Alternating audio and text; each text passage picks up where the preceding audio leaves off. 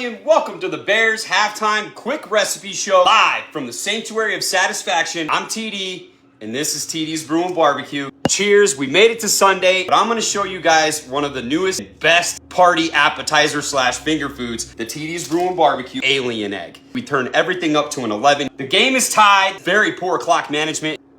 Celebrate halftime, I guess.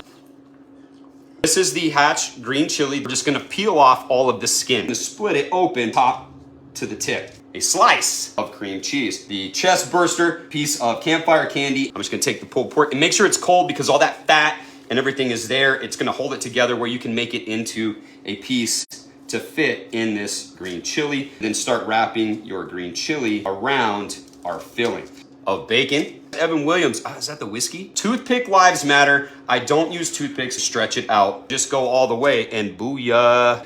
Alien egg. About 325 to 330. Just want to cook the bacon. When I put these on the grill, baste them with the juice from my Campfire candy. It's going to candy our bacon. The TD's Brew and Barbecue smoked chili salt. Why not give it just a little bit of some spice?